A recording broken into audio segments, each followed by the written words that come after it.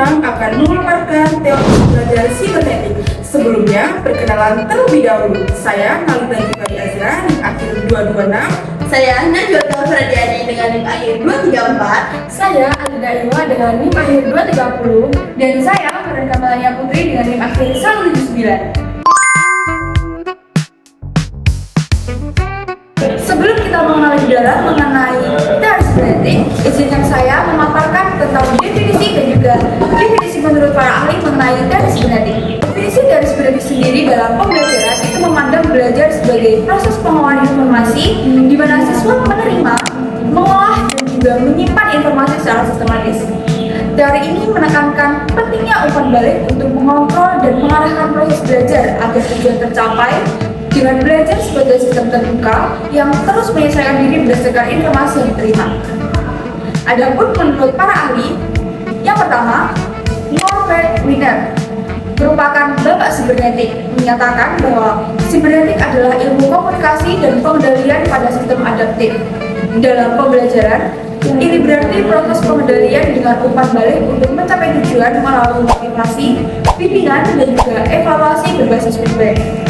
Yang kedua, menurut Budi Ningsih 2008, menyatakan belajar dalam teori sibernetik adalah pengolahan informasi melalui memori dan tidak ada metode belajar yang cocok untuk semua karena tergantung pada sistem informasi individu. Dan yang terakhir, menurut Suciati dan juga Irawan, menyatakan pengaplikasian teori sibernetik dalam pembelajaran meliputi penentuan tujuan dan juga penyusunan materi pembelajaran. Dan materi selanjutnya mengenai keunggulan dan juga kelemahan teori sibernetik yang akan dilanjutkan oleh rekan saya. Baik, di sini saya akan menjelaskan tentang keunggulan dan kelemahan dari teori sibernetik. Yang pertama yaitu keunggulan, mendorong penggunaan umpan balik secara sistematis sehingga proses pembelajaran menjadi adaptif dan terkontrol. Yang kedua yaitu fokus pada proses pengolahan informasi, membantu pembelajaran lebih sistematis dan terstruktur. Yang ketiga yaitu membantu siswa belajar dengan kecepatan dan cara yang disesuaikan dengan kemampuannya masing-masing. Dan yang keempat, transfer belajar dapat terjadi secara natural, relevan untuk kehidupan sehari-hari, dan penyajian materi yang ekonomis dan efisien sesuai penyesuaian kondisi siswa. Selanjutnya, saya akan menjelaskan tentang kelemahan dari teori sibernetik.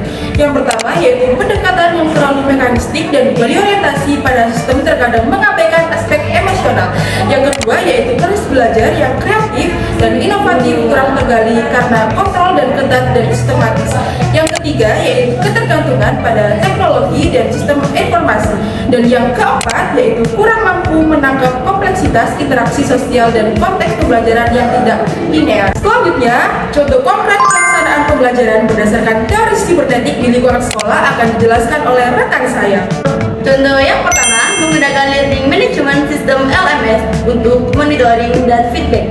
Yang kedua, pembelajaran berbasis proyek, Project Basis Learning dengan review berkala.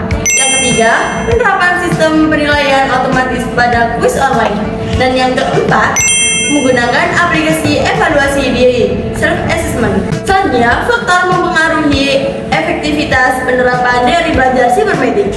Faktor internal peserta didik, kemampuan awal, motivasi, perhatian, persepsi, memori, retensi, transfer belajar.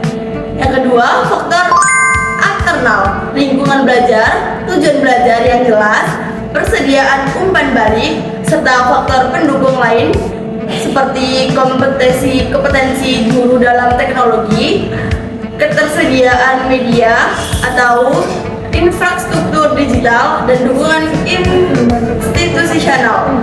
Selanjutnya, mengenai peran, hambatan, dan solusi akan dijelaskan oleh rekan saya. Di sini saya akan menjelaskan tentang peran umpan balik menurut teori belajar sibernetik. Umpan balik feedback penting sebagai mekanisme pengendalian dan pengaturan proses belajar. Umpan balik memberi informasi apakah hasil belajar sudah sesuai dengan tujuan atau belum. Melalui feedback, guru dapat mengevaluasi serta memperbaiki metode pembelajaran. Sementara siswa bisa memperbaiki kekurangan dan memperkuat pemahaman. Berikut adalah hambatan dan solusi dalam penerapan teori belajar sibernetik. Menghadapi hambatan seperti keterbatasan teknologi, rendahnya kompetensi guru dalam penggunaan teknologi, kurangnya fokus pada hasil belajar konkret, serta kesulitan bagi siswa yang belum terbiasa dengan teknologi. Yang terakhir adalah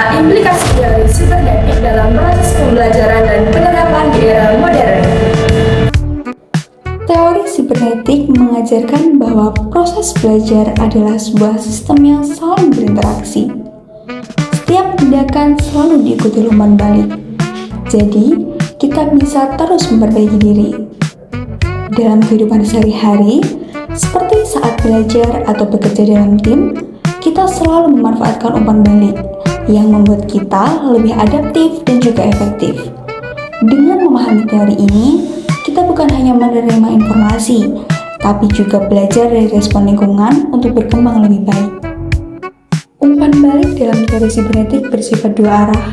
Artinya, informasi yang diterima dari lingkungan akan mempengaruhi keputusan dan juga tindakan selanjutnya.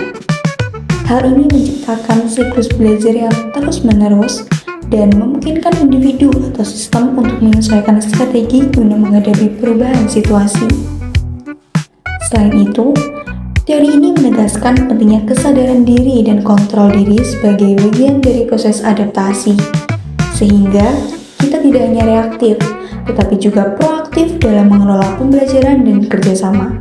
Dengan demikian, penerapan teori sibernetik membawa manfaat tidak hanya pada peningkatan kemampuan teknis, tetapi juga pada pengembangan kecerdasan emosional dan sosial.